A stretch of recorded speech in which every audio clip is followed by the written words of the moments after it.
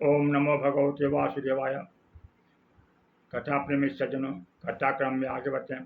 सचिदानंद रूपाय विश्व प्रत्याद हेतवे ताप्त विनाशाय श्री कृष्ण वयम नमः। जो विश्व की उत्पत्ति, स्थिति, संहार के हेतु हैं, तीनों ताप के नाश करता है, सचिदानंद स्वरूप परमात्मा श्री कृष्ण का हम सब वंदन करते हैं। संसार में जड़ चैतन्य वस्तुएं दिखती हैं, पेड़ पौधे, नदियाँ जड़ है, चैतन्य जीव है।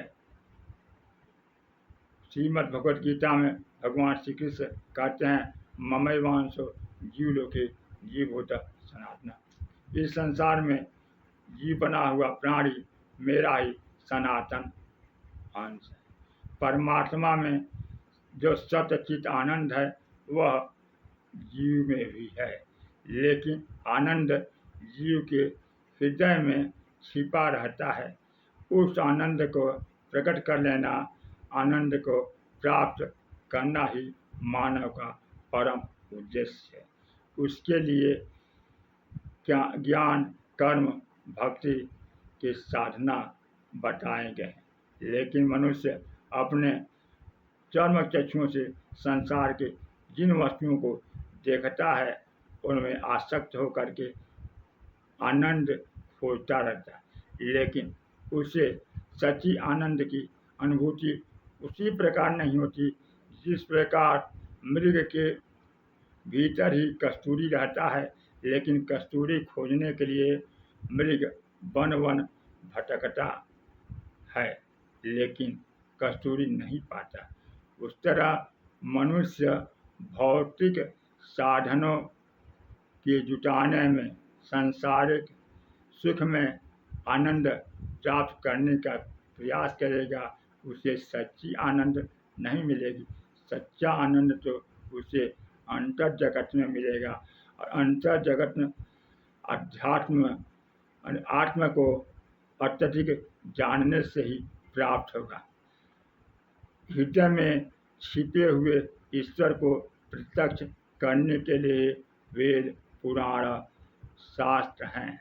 इसमें श्रीमद् भगवत गीता और भागवत शास्त्र बहुत गूढ़ ग्रंथ, रहस्यमयी शास्त्र है, उसका पार पाना असंभव है। भगवान श्री कृष्ण परिपूर्ण ज्ञानी हैं। वह द्वारिका में 16,000 रानियों के साथ रहते हैं, वैसा ही ज्ञान रहता है। और द्वारिका का नाश हो गया उस समय वैसा ही ज्ञान है, क्योंकि वह परिपूर्ण ज्ञानी है, जानते हैं कि यह सांसारिक वस्तुएं नासमान है। मनुष्य अपूर्ण है, उसके पास ज्ञान नहीं है, और जो ज्ञान है वो अधिक देर तक टिकता नहीं। इसलिए मनुष्य का ज्ञान टिके तो सत साहित्यों का, भागवत शास्त्र का, कथा रस का पान करे तो मनुष्य का ज्ञान बढ़ता है और टिकता है। वंदन करने के लिए तो वंदन का है कि जो भगवान का वंदन करता है, भगवान बंधन में बंध जाते हैं। मंदिर में जा कर के मूर्ति का वंदन किया जाता है तो वह भगवान का मध्यम दर्शन है,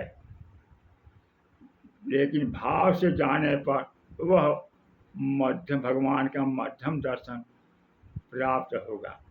हाथ जोड़कर मस्तक नवाने से भाव यही है कि हम अपने दोनों हाथ को भगवान के आगे जोड़ते हैं। इसका अपने हाथों के द्वारा जो कुछ कर्म करेंगे वह सत्कर्म। और मस्तक झुकाने का मतलब कि हम अपने बुद्धि विवेक को भगवान को झुकाते हैं, समर्पित करते हैं। लेकिन मनुष्य मंदिर में भगवान का दर्शन करने जाता है, लेकिन पूर्ण भाव से नहीं। भगवान को देख कर कहता है, त्वमेव माता च पिता त्वमेव। पीछे पनही रखे रहता है, उसको देख कर कहता है, त्वमेव विद्या द्रमत्यमेव तुम्हें सर्वम मम देव देव। सत्यनारायण भगवान की कथा को श्रवण करता है, लेकिन उस समय नमक तेल के चर्चा करने लगता है तो वह बंधन, वह कथा श्रवण उतना फलदायी नहीं होता जितना फलदायी हो। मंदिर में भगवान का वंदन करने का मतलब है कि जो भगवान की शक्ति हमारे में है, जो भगवान का अंश हमारे में, वही भगवान का अंश सभी जीवों में है। इसलिए मंदिर से निकलकर सभी जीवों में आत्मोत व्यवहार करे और सिया राम मैं सब जानी करूँ प्रणाम जो जीव पानी, तो ईश्वर का साक्षात्कार कर सकता है। और भगवान की लीला मनुष्य जैसा देखता है, जैसा सुनता है, वैसा ही उस पर रंग चढ़ता है। करत करत अभ्यास के जड़मत होत सुजान, रसरी आवत जाते सिर पर होत निशान। तो भगवान की लीला देखते देखते, भगवान की लीला सुनते सुनते गोपियाँ कहती हैं कि लीला देखन मैं गई, मैं भी हो गई लाल।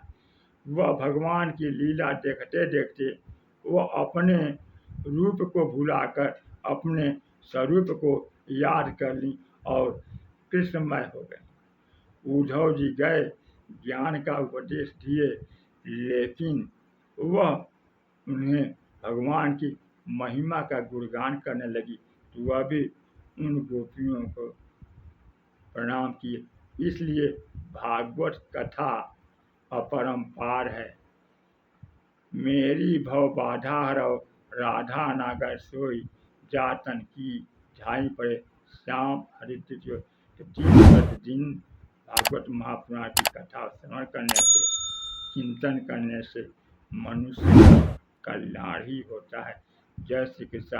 राधे।